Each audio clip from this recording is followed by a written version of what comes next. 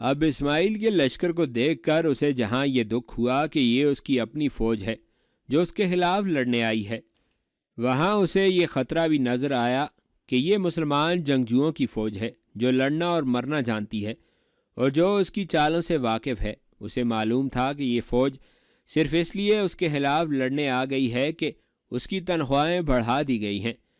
اس سے اسے یہ اطمینان ہوا کہ یہ فوج قومی جذبے کی بجائے تنخواہ کے زور پر لڑنے آئی ہے، اس لیے اسے شکست دی جا سکے گی۔ مگر محمود کا یہ مسئلہ جوں کا توں موجود تھا کہ اس کی فوج کی تعداد کم تھی۔ اس نے اپنی قلیل فوج کو 4 حصوں میں تقسیم کیا، زیادہ تعداد کا حصہ اپنی کمان میں محفوظہ میں رکھا، 2 حصوں کو پہلوؤں کو پھیلا دیا اور چوتھے حصے کو دشمن کے سامنے رکھا۔ اس نے محسوس کر لیا کہ اسے چھاپہ مار جنگ لڑنی پڑے گی، کیونکہ جم کر لڑنے کے لیے نفری بہت تھوڑی تھی۔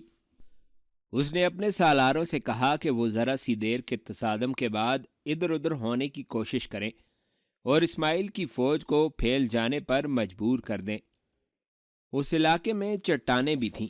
محمود نے ان سے فائدہ اٹھانے کے لیے اپنے سالاروں اور کمانداروں کو یہ چال بتائی کہ وہ دشمن کو اس طرح بکھیریں کہ اس کے جیش اور دستے چٹانوں کے درمیان بھی چلے جائیں اور ان کے درمیان چٹانیں آ جائیں۔ اس نے جنگ کو طول دینے کی ہدایت بھی دی۔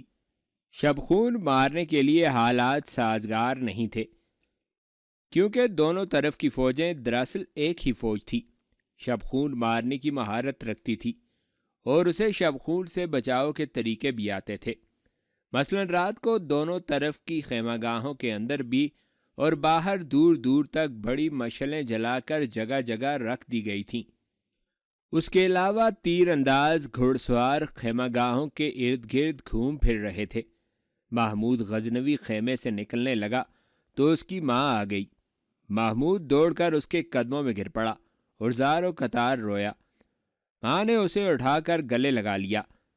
میری عظیم ماں، محمود نے رندیائی ہوئی آواز میں کہا، میرے باپ کی روح مجھ پر لعنت تو نہیں بھیجے گی۔ یہ پہلی لڑائی ہے جو میں ان کے بغیر لڑ رہا ہوں، اور وہ بھی اپنے بھائی کے خلاف۔ مجھے بخش دو ماں، میں اب بھی تلوار نیام میں ڈال لوں گا، میں نہیں لڑنا چاہتا۔ آنے والی نسلیں کہیں گی کہ سبکتگین کے بیٹے سلطانی کے تخت پر لڑ مرے تھے۔ اب کچھ بھی نہ سوچو، ماں نے کہا۔ خون میلے ہو جائیں تو آنکھوں میں بھی میل آ جاتی ہے۔ تمہارے بھائی کے خون میں لالچ اور ہوس کی میل آ گئی ہے۔ اب کچھ نہ سوچو، ذہن سے وہم اور وسوسے نکال دو۔ اب اس فیصلے پر قائم رہو جو ہم کر چکے ہیں۔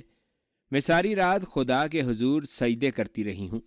جا میرے بیٹے، میں تمہیں خدا کے سپرد کرتی ہوں، میری دعائیں تمہارے ساتھ ہیں۔ وقائع نگاروں کی تحریروں کے مطابق حملے میں پہل اسماعیل نے کی۔ اس نے تعداد کی افراد کے بلبوتے پر یلغار کے انداز سے آمنے سامنے کا حملہ کیا۔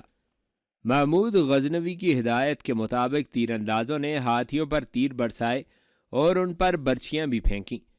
دشمن کو ہاتھیوں پر بہت بھروسہ تھا، لیکن اس کے سالاروں کو اندازہ نہیں تھا کہ ہاتھی اپنی دہشت، طاقت اور جسامت کے باوجود کچھ کمزوریوں کا حامل ہے۔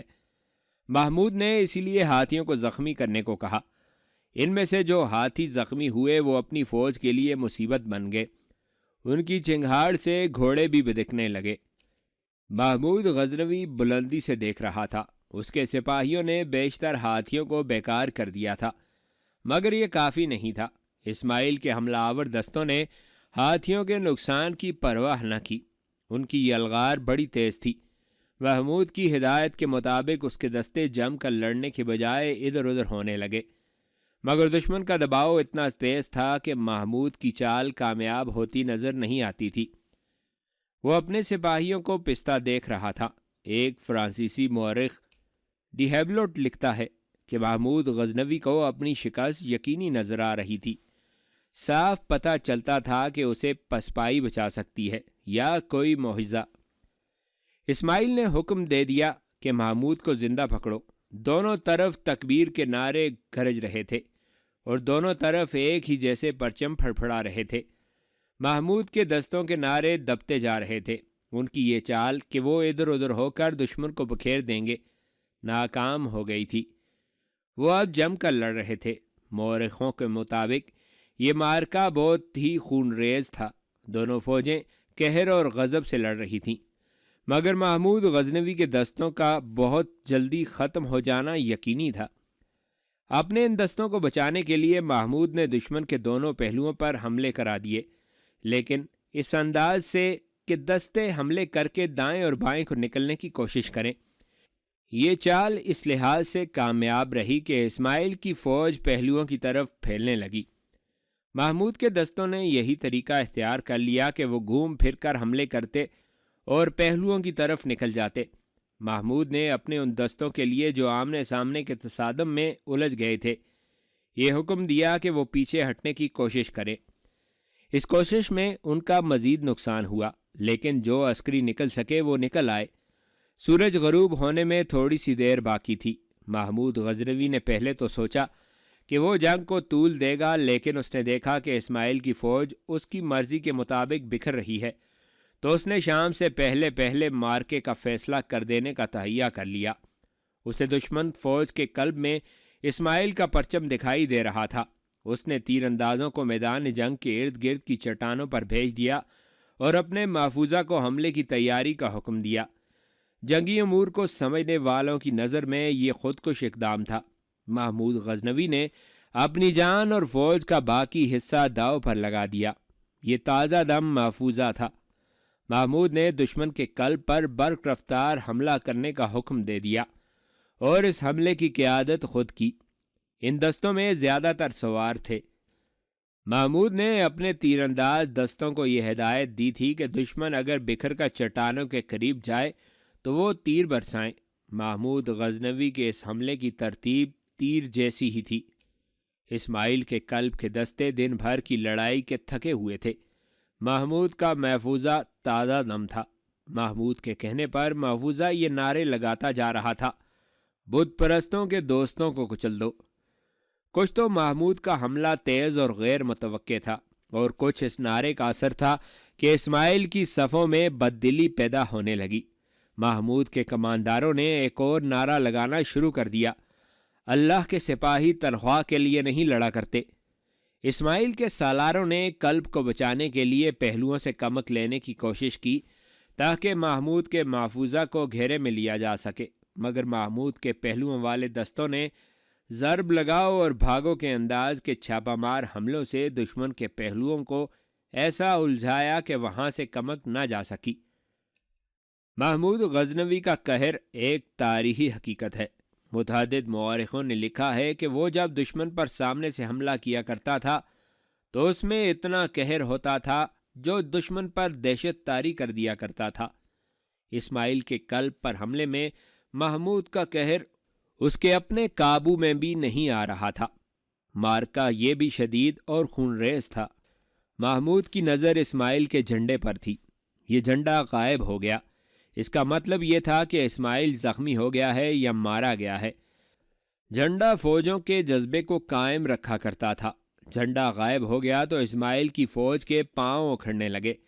محمود کے کہنے پر اس کے سپاہی اعلان کرنے لگے: بت پرستوں کے بھائیوں، تمہارا پرچم گر پڑا ہے۔ ابھی سورج غروب نہیں ہوا تھا کہ مارکے کا پانسا پلٹ گیا۔ اسماعیل کی فوج کی مرکزیت ختم ہو چکی تھی۔ دستوں کو جس طرح تقسیم کیا گیا تھا وہ ترتیب گڈمڈ ہو گئی۔ ان میں سے سپاہی اور کماندار چٹانوں کے درمیان پناہ ڈھونڈنے لگے۔ چٹانوں کے اوپر محمود غزنوی نے اپنے تیر انداز پھیلا رکھے تھے۔ ان کے تیروں نے دشمن کے لیے کوئی پناہ نہ چھوڑی۔ سب سے پہلے قلب کے ایک سالار نے ہتھیار ڈالے۔ محمود غزنوی نے کئی ایک گھڑ سواروں کو حکم دیا کہ وہ تمام میدان جنگ میں گھوم جائیں اور اعلان کریں کہ سلطان محمود نے حکم دیا ہے کہ اسماعیل کے کسی بھی فوجی کو ہلاک نہ کیا جائے۔ جو کوئی ہتھیار ڈالنے سے انکار کرے اسے زندہ پکڑا جائے، اگر وہ مزاحمت کرے تو اسے زخمی کر کے پکڑا جائے۔ اس اعلان سے اسماعیل کے سپاہیوں کے حوصلے بالکل ہی ٹوٹ گئے۔ قلب کے جس سالار نے سب سے پہلے ہتھیار ڈالے تھے اس سے محمود غزنوی نے اسماعیل کے متعلق پوچھا۔ وہ مرا بھی نہیں، زخمی بھی نہیں ہوا۔ سالار نے جواب دیا۔ وہ حملے کی شدت سے ایسا گھبرایا کہ کوئی حکم یا اطلاع دیے بغیر بھاگ گیا۔ اس نے وہ سمت بتائی جس طرف وہ گیا تھا۔ محمود غزنوی نے ایک جیش تیار کر کے حکم دیا کہ اسماعیل کو تلاش کریں اور اس کے ہاتھ باندھ کر اخلاقی مجرموں کی طرح پیش کریں۔ سورج غروب ہونے تک خانہ جنگی کا یہ انتہائی خونریز معرکہ ختم ہو چکا تھا۔ اسماعیل کے عسکری ٹولیوں میں بیٹھ گئے تھے۔ محمود کے سپاہی ان پر پہرا دے رہے تھے۔ بڑی ہی بھیانک آوازیں سنائی دے رہی تھیں۔ زخمی کراہ رہے تھے، بعض چیخ رہے تھے، زخمی ہاتھی چنگاڑ رہے تھے۔ زخمی گھوڑوں کی آوازیں بڑی ڈراؤنی تھیں۔ رات گہری ہوتی جا رہی تھی۔ معرکے کے بعد کی آوازیں اور زیادہ بلند اور ڈراؤنی ہوتی جا رہی تھیں۔ محمود غزنوی پہلے ہی حکم دے چکا تھا کہ دونوں طرفوں کے زخمیوں کو اٹھا کر ان کی مرہم پٹی کی جائے۔ زخمی اٹھائے جا رہے تھے۔ سینکڑوں مشلوں کے شعلے گھوم پھر رہے تھے اور محمود غزنوی گھوڑے سے اتر کر لاشوں کے درمیان ٹہل رہا تھا۔ اسے ایک نسوانی پکار سنائی دی، محمود، محمود۔ وہ اس آواز کو پہچانتا تھا۔ وہ اس آواز کی طرف دوڑ پڑا۔ یہ اس کی ماں کی آواز تھی۔ مشلوں کے گھومتے پھرتے شعلوں میں اسے اپنی ماں لاشوں سے پھلانگتی اپنی طرف آتی دکھائی دی۔ محمود نے اس کے قریب جا کر اس کے پاؤں پکڑ لیے۔ ماں نے اسے اٹھا کر اس کا سر اور منہ چوما۔ دونوں پر اتنی رقت طاری تھی کہ وہ بول نہ سکے۔ محمود نے ماں کو رخصت کر دیا۔ محمود کا وہاں کوئی کام نہیں تھا، لیکن وہ میدان جنگ سے جانا نہیں چاہتا تھا۔ اس پر جذبات کا ایسا غلبہ تھا کہ وہ کسی لاش کے پاس رک جاتا۔ کوئی مشل بردار قریب سے گزرتا تو محمود اسے روک لیتا۔ مشل کی روشنی میں لاش کے چہرے کو غور سے دیکھتا اور آگے چل پڑتا۔ وہ اسی طرح سر جھکائے چلا جا رہا تھا کہ اسے اپنی ماں کی طرح کی ایک اور نسوانی آواز سنائی دی، محمود۔ وہ رک گیا۔ دو مشل برداروں کے درمیان ایک خاتون شاہی لباس میں ملبوس آہستہ آہستہ اس کی طرف آ رہی تھی۔ وہ خوبصورت عورت تھی، شاہی خاندان کی عورت تھی۔ وہ اس کے باپ کی بیوی تھی، مگر اسے دیکھ کر محمود غزنوی کا خون کھول اٹھا، کیونکہ وہ اسماعیل کی ماں تھی۔ محمود اس کی طرف بڑھنے کے بجائے رک گیا۔ اسماعیل کی ماں اس کے سامنے آن کھڑی ہوئی۔ یہ دیکھنے آئی ہو کہ تمہارے بیٹے نے غزنی کی فوج کے کتنے ہزار آدمیوں کو ایک دوسرے کے ہاتھوں قتل کرایا ہے؟ محمود نے پوچھا۔ کیا یہ سننے آئی ہو کہ آپس میں لڑ کر مرنے والے سپاہیوں کے کراہنے کی آوازیں کیسی لگتی ہیں؟ میں کچھ بھی دیکھنے نہیں آئی، اسماعیل کی ماں نے روتے ہوئے کہا۔ میں کچھ سننے نہیں آئی، میں اپنے بیٹے کی جاں بخشی کی التجا لے کر آئی ہوں۔ کہاں ہے تمہارا بیٹا؟ محمود نے کہا۔ میں نے اسے دیکھا ہی نہیں، وہ اپنے خیمے میں ہے، ماں نے جواب دیا۔ بھاگ نکلنے کے راستے بند ہو چکے ہیں، وہ اکیلا ہے، سب اس کا ساتھ چھوڑ گئے ہیں۔ کیا وہ بھی اس کا ساتھ چھوڑ گئے ہیں جنہیں خوشامد کی بدولت تمہارے بیٹے نے کماندار سے سالار بنایا تھا؟ محمود نے پوچھا۔ وہ فقیر بھی اسے تنہا چھوڑ گئے ہیں جنہیں تمہارے بیٹے نے امیر اور وزیر بنایا تھا؟ ذل الہی اور سلطان عالی مقام کہلانا آسان ہے، لیکن ذل الہی اور سلطان عالی مقام بن کر دکھانا بڑا ہی مشکل ہے۔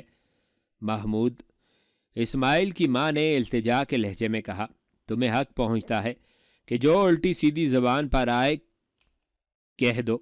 میں اپنے بیٹے کی زندگی کی بھیک مانگنے آئی ہوں۔ اگر تم میری جگہ ہوتی تو کیا اپنے اسماعیل کو اتنے انسانوں کا خون بخش دیتی؟ محمود نے کہا۔ اپنے پاپوش دیکھو اور اپنے آپ سے پوچھو کہ جن کے خون سے تمہارے پاؤں لتھڑ گئے ہیں اور جن کے خون کے چھینٹے تمہارے ٹخنوں کے اوپر تک جا پڑے ہیں، وہ کون تھے؟ تم ایک سلطان کی بیوہ ہو، سلطان کی بیوی ہو یا بیوہ، قوم کا ہر فرد اور سپاہی اس کا اپنا بچہ ہوتا ہے۔ کیا یہ تمہارے بیٹے نہیں تھے جن کے خون سے پھسلتی اور جن کی لاشوں سے ٹھوکریں کھاتی تم مجھ سے اپنے بیٹے کی زندگی کی بھیک مانگنے آئی ہو؟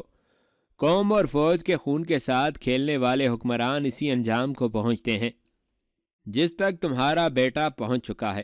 کل کا سلطان آج کا مفرور مجرم ہے۔ محمود، میں تمہاری ماں تو نہیں، تمہارے مرحوم باپ کی بیوہ ہوں۔ اسماعیل کی ماں نے کہا، اپنے باپ کی روح کی خاطر مجھے میرا بچہ دے دو، میں اس سلطنت سے نکل جاؤں گی۔ تمہارے باپ کو میرے ساتھ اتنی ہی محبت تھی جتنی تمہاری ماں سے تھی، اور تم نے اس محبت سے یہ فائدہ اٹھایا کہ اپنے خاوند کو اس کے نزع کے عالم میں دھوکہ دیا اور اپنے اس بیٹے کو سلطنت کا بادشاہ بنوا لیا جس نے سلطنت کو ڈبونے کا اہتمام کر دیا۔ تم اس قوم کی ماں ہو جس کی مائیں میری ماں کی طرح اپنے بیٹوں کو جوان کر کے محاذ کو رخصت کیا کرتی تھیں۔ تم نے اپنے بیٹے کو تخت پر بٹھا کر اس کے سر پر تاج رکھا، تم نے اسے مجرم بنایا۔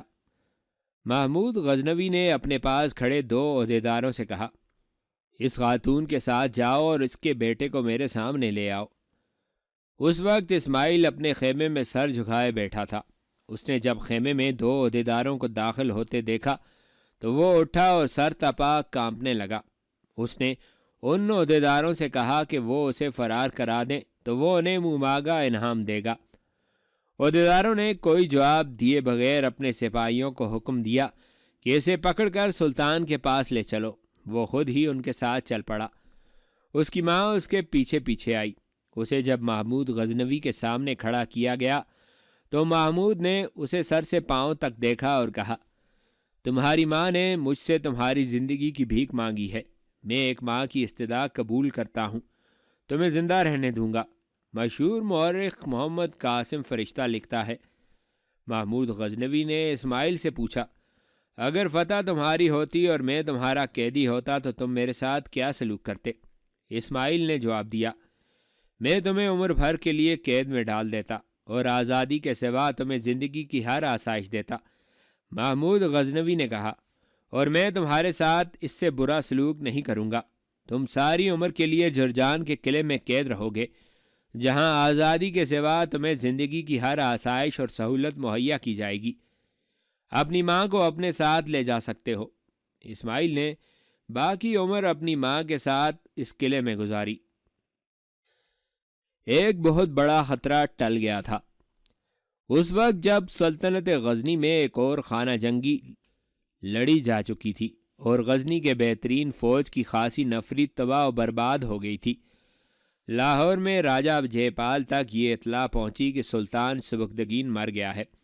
اس نے اپنے جرنیلوں کو بلایا اور انہیں خوشی سے یہ خبر سنائی کہ اب وہ غزنی کو آسانی سے فتح کر لیں گے کیونکہ سبکتگین مر گیا ہے۔ کیا ہماری فوج حملے کے لیے تیار ہے؟ راجہ جے پال نے پوچھا۔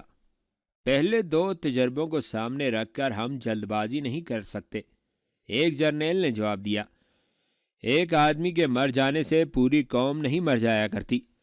غزنی کی فوج میں جو جذبہ ہے وہ ان کے ایک سلطان کے مر جانے سے نہیں مرے گا۔ ہماری فوج پیش قدمی کے لیے تو تیار ہے، لیکن اس میں ابھی لڑنے کا وہ جذبہ پیدا نہیں ہوا جو مسلمانوں میں ہے۔ ہم وہ جذبہ پیدا کرنے کی کوشش کر رہے ہیں۔ مندروں میں پنڈت بھی لوگوں کو یہی بتاتے رہتے ہیں کہ مسلمانوں کے خلاف جنگ مذہبی جنگ ہے۔ سبکتگین کا بیٹا محمود جوان ہو گیا ہے، دوسرے جرنیل نے کہا۔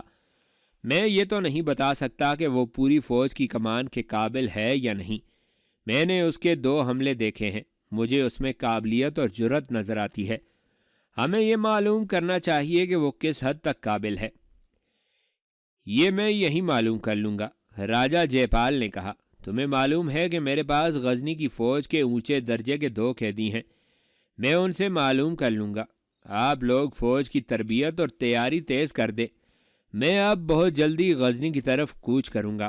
سبکتگین کا کوئی بھی بیٹا اس جتنا قابل جرنیل نہیں ہو سکتا۔ مجھے امید ہے کہ اب ہم 2 شکستوں کا انتقام لے کر سبکتگین کی سلطنت پر قبضہ کر سکیں گے۔ میں ایک لڑکی کی جان کی قربانی بھی دے رہا ہوں۔ پنڈتوں نے لڑکی حاصل کر لی ہے، اسے خاص عمل کے بعد قربان کیا جائے گا۔ راجہ جے پال نے غزنی کے جن 2 قیدیوں کا ذکر کیا تھا وہ نظام اوریزی اور قاسم بلخی تھے۔ آپ نے اس داستان کی پچھلی قسط میں سنا ہے کہ راجہ جے پال ان سے پوچھ رہا تھا کہ غزنی کی فوج کی کامیابی کا راز کیا ہے۔ ان دونوں نے اسے تاثر دے رکھا تھا کہ یہ ایک گہرا راز ہے جو وہ نہیں بتائیں گے۔ راجہ جے پال نے انہیں راج محل کے ساتھ ایک کمرہ دے دیا تھا جہاں ایک مسلمان ملازم انہیں کھانا کھلاتا تھا۔ یہ مسلمان غزنی کا جاسوس تھا۔ وہ خوبرو اور ذہنی اور جسمانی لحاظ سے تیز ترار تھا اس کمرے کے ارد گرد پہرا تھا۔ راجہ جے پال کو دوسری شکست نے دیوانہ بنا رکھا تھا۔ وہ غزنی پر ایک اور حملے کے لیے فوج کی نئی بھرتی اور تیاری میں اتنا مصروف تھا کہ غزنی کے ان 2 قیدیوں کی طرف توجہ نہ دے سکا۔ یہ مسلمان ملازم، جس کا نام بلازری تھا، انہیں کہہ رہا تھا کہ وہ راجہ کو کوئی جھوٹ موٹ کا راز بتا دیں، ورنہ وہ انہیں قید خانے میں ڈال کر بڑی ہی بھیانک اذیتیں دے گا۔ بلازری کا مقصد یہ تھا کہ یہ دونوں راجہ پر اپنا اعتماد پیدا کر لیں تو ان کے فرار کی صورت پیدا ہو سکتی ہے۔ راجہ کو اعتماد میں لینے سے یہ فائدہ بھی اٹھایا جا سکتا تھا کہ اس سے یہ معلوم کر لیا جاتا کہ وہ کب تک غزنی پر حملہ کر رہا ہے اور اب کس طرف سے حملہ کرے گا۔ پشاور کے علاوہ اور کوئی راستہ بھی ہو سکتا تھا۔ اب راجہ تمہیں بلائے تو اسے دھوکہ دو، عمران بلازری ایک روز انہیں کہہ رہا تھا۔ میں نے تمہیں چھپانے کا انتظام کر لیا ہے، تمہیں یہاں سے جلدی نکالنا ہوگا، ہو سکتا ہے میں یہاں سے غائب ہو جاؤں۔ تم کہاں جاؤ گے؟ ایک فرض تو سلطنت کی طرف سے مجھ پر عائد ہے جو مجھے پورا کرنا ہے اور کرتا رہتا ہوں، بلازری نے کہا، مگر میں انسان بھی ہوں، میرے جذبات بھی ہیں، مجھ پر ایک اور فرض آن پڑا ہے، میں تم دونوں سے کچھ چھپاؤں گا نہیں، ہمیں ایک دوسرے کی مدد کرنی ہے۔ پنڈتوں نے راجہ جے پال کو بتایا تھا کہ وہ ایک کنواری لڑکی کی قربانی دے تو اسے فتح ہوگی۔ یہ قوم وحشی اور بربریت پسند ہے، کسی عورت کا خاوند مر جائے تو اس کی بیوہ کو اس کی لاش کے ساتھ زندہ جلا دیتے ہیں۔ یہ لوگ انسانی قربانی سے بھی گریز نہیں کرتے۔ پنڈت کو کسی خاص شکل، رنگ اور عمر کی بڑی خوبصورت کنواری لڑکی مل گئی ہے، اسے وہ کسی مندر میں لے گئے ہیں، اسے قربانی کے لیے تیار کیا جائے گا۔ مجھے اس لڑکی کو بچانا ہے، اس سے ہمیں کیا فائدہ پہنچے گا؟ نظام اوریزی نے پوچھا۔ یہ کافر اپنی تمام لڑکیوں کو اپنے بتوں کے آگے قربان کر دیں، ہمیں اس سے کیا؟ یہ لڑکی مجھے اس قدر چاہتی ہے کہ میرے ساتھ چلنے کو تیار تھی، عمران بلازری نے کہا۔ وہ اسلام قبول کرنے کا بھی فیصلہ کر چکی تھی، میں اسے کبھی کا لے جاتا، لیکن جاسوس کی حیثیت سے میرا فرض مجھے یہاں سے نکلنے نہیں دے رہا۔ میں یہاں سے کوئی کام کی اطلاع یا راجہ جے پال کے آئندہ عزائم کی صحیح خبر لے کر غزنی کو روانہ ہونا چاہتا تھا۔ لڑکی جب مجھے ملتی یہی کہتی کہ میں اسے غزنی لے چلوں، اتنے میں تم دونوں آ گئے۔ یہ بھی میرے فرائض میں شامل ہے کہ تمہیں یہاں سے فرار کراؤں۔ میں لڑکی کو ساتھ لے کر تمہارے ساتھ نکل جانے کا ارادہ کیے ہوئے تھا۔ ایک روز لڑکی مندر میں گئی اور واپس نہ آئی۔ مجھے پتہ چل گیا کہ پنڈتوں نے اسے قربانی کے لیے منتخب کر لیا ہے۔ مجھے یہ بھی معلوم ہو گیا کہ قربانی دینے میں ابھی بہت دن ہیں۔ مجھے مجرم کہہ لو، جو جی میں آئے کہہ لو، لیکن میں ڈرتا ہوں کہ محبت فرض پر غالب آ جائے گی۔ تم راجہ کو اعتماد میں لو اور یہاں سے نکلو، میں تمہیں کچھ دن چھپائے رکھوں گا اور پھر لاہور سے نکال بھی دوں گا۔ تم ہم سے جلدی فارغ ہونا چاہتے ہو؟ قاسم بلخی نے کہا۔ ہاں، بلازری نے جواب دیا، بہت جلدی، مجھے راتوں کو نیند نہیں آتی۔ اس سے 1-2 روز بعد راجہ جے پال نے انہیں بلا لیا۔ کیا تم میرے سوال کا جواب دینے کے لیے تیار ہو؟ راجہ نے کہا، مجھے امید ہے کہ تم اپنے آپ پر رحم کرو گے۔ ہاں مہاراج، نظام اوریزی نے کہا، آپ نے ہمارے ساتھ جو اچھا سلوک کیا ہے اس کے عوض ہم آپ کو ہر سوال کا جواب دیں گے۔ تمہارا سلطان سبکتگین مر گیا ہے، راجہ جے پال نے انہیں خبر سنائی۔ دونوں چونک اٹھے لیکن سنبھل گئے۔ اب غزنی کی سلطنت کو بچانے والا کوئی نہیں رہا، راجہ نے کہا۔ تم اب میرا ساتھ دو، میں تمہیں اپنی فوج میں عہدہ بھی دے سکتا ہوں۔ مجھے یہ بتاؤ کہ اس کا بیٹا محمود اپنے باپ کی جگہ فوج کی کمان کر سکتا ہے؟ اس میں جنگی قابلیت کتنی ہے؟ اتنی نہیں جتنی سلطان سبکتگین میں تھی، اوریزی نے جواب دیا۔ میدان جنگ میں وہ اپنی مخصوص چالیں چلتا ہے، اگر آپ کو یہ چالیں بتا دی جائیں تو آپ اسے آسانی سے شکست دے سکتے ہیں۔ آپ کو دوسری شکست محمود کی چالوں نے ہی دی تھی۔ ان دونوں نے راجہ جے پال کو محمود کی چالیں بتانی شروع کر دیں۔ ان کا حقیقت کے ساتھ کوئی تعلق نہیں تھا۔ راجہ نے اپنے جرنیلوں کو بلایا، اوریزی اور بلخی انہیں چالیں سمجھانے لگے۔ ہم آپ کو عملی طور پر بھی یہ چالیں سمجھائیں گے، قاسم بلخی نے کہا، لیکن ہم قیدی بن کر آپ کو ان چالوں کی عملی شکل نہیں بتائیں گے۔ راجہ جے پال نے اسی وقت حکم دے دیا کہ ان کے کمرے سے پہرا ہٹا دیا جائے۔ پہرا ہٹا دیا گیا۔ رات آئی اور گزر گئی۔ اگلے روز عمران بلازری ان کے لیے کھانا لے کر کمرے میں بیٹھ گیا۔ بہت دیر گزر گئی۔ راج محل سے اوریزی اور بلخی کا بلاوا آیا۔ بلازری نے قاصد کو بتایا کہ وہ صبح سے کھانا لے کر بیٹھا ہے۔ وہ دونوں کمرے میں نہیں تھے، وہ رات کو ہی نکل گئے تھے اور بلازری انہیں ایک گھر میں چھپا آیا تھا۔ عمران بلازری پر کسی نے شک نہ کیا کہ غزنی کے دونوں قیدیوں نظام اوریزی اور قاسم بلخی کو اس نے راج محل سے فرار کرایا ہے۔ اس نے یہ فرض ادا کر دیا تھا، مگر اسے ابھی ایک اور فرض ادا کرنا تھا۔ یہ وہ ہندو لڑکی تھی جو اس کی محبت کی خاطر اپنا مذہب، اپنا گھر اور اپنا ملک چھوڑنے کو تیار تھی، مگر اسے پنڈت انسانی قربانی کے لیے لے گئے تھے۔ بلازری خوش وضع، خوش لباس اور خوش گفتار جوان تھا۔ ہر ڈھنگ کھیلنا اور ہر بیس بدلنا جانتا تھا۔ اس کی زبان میں جادو کا اثر تھا۔ وہ ان مردوں میں سے تھا جن کے خد و خال میں، آنکھوں میں ڈیل ڈول اور سراپے میں ایسی کشش ہوتی ہے جو جن سے مخالف کو کچھ دیر رک کر دیکھنے پر مجبور کر دیتی ہے۔ عمران بلازری شہزادہ نہیں تھا، راج محل کا ملازم تھا۔ ملازموں جیسے کپڑے پہنتا تھا، ملازموں کی طرح بولتا تھا، مگر غزنی کا جاسوس تھا۔ پنجاب کی اس وقت کی زبان روانی سے بولتا تھا، اور کسی کو بھی شک نہیں ہوا تھا کہ یہ خوش طبع آدمی راجہ جے پال کی ریاست کے لیے بہت بڑا خطرہ ہے۔ وہ کچھ عرصے سے لاہور میں تھا۔ شہر میں ایک مکان میں اکیلا رہتا تھا۔ اس کے اڑوس پڑوس میں رہنے والے اس کے متعلق اتنا ہی جانتے تھے کہ راج محل کا ملازم ہے، ملتان کا رہنے والا ہے، اچھا آدمی ہے اور رات دیر سے گھر آتا ہے۔ اس کی دوستی ایک ہندو جگ موہن کے ساتھ تھی جو اس کا ہم عمر تھا۔ اس کا باپ تاجر تھا۔ جگ موہن اکثر رات کو عمران بلازری کے گھر آیا کرتا تھا۔ ان دنوں ہندو اور مسلمان کی دوستی کم ہی دیکھنے میں آیا کرتی تھی۔ مسلمان اقلیت میں تھے اور ہندو ان سے نفرت کرتے تھے۔ راجوں، مہاراجوں اور پنڈتوں نے مسلمانوں کے خلاف نفرت پیدا کر رکھی تھی، مگر جگ موہن جو ذات کا برہمن تھا، عمران بلازری سے پہلی ہی ملاقات میں اتنا متاثر ہوا تھا کہ اس سے ملتا رہا اور ان کی دوستی ہو گئی۔ دوستی کے ابتدائی دنوں کا واقعہ ہے کہ ایک رات جگ موہن بلازری سے ملنے اس کے گھر آیا تو جگ موہن رو رہا تھا۔ آج میری بہن زندہ جلا دی گئی ہے، جگ موہن نے بلازری کو بتایا۔ کس نے جلائی ہے؟ عمران بلازری نے پوچھا۔ میرے مذہب نے، جگ موہن نے بتایا۔ اس کی شادی ہوئے ابھی 1 سال بھی پورا نہیں ہوا تھا کہ اس کا خاوند گھوڑے سے گر کر زخمی ہو گیا۔ آج صبح وہ مر گیا ہے۔ اس کی بیوی کو بھی اس کے ساتھ ہی مرنا تھا۔ آج میرے بہنوئی کی لاش چتا پر رکھی گئی تو اس کے بھائیوں نے میری بہن کو بھی چتا پر کھڑا کر دیا اور چتا کو آگ لگا دی۔ تم نے چتا نہیں دیکھی ہوگی، لکڑیوں کا بہت بڑا ڈھیر لگایا جاتا ہے جو چوکور اوپر سے ہموار ہوتا ہے۔ اس کی لمبائی انسان کے قد سے کچھ زیادہ ہوتی ہے اور اونچائی کم و بیش 1 گز۔ اس پر لاش کو رکھ دیتے ہیں، لکڑیوں پر تیل یا گھی ڈالتے اور آگ لگا دیتے ہیں۔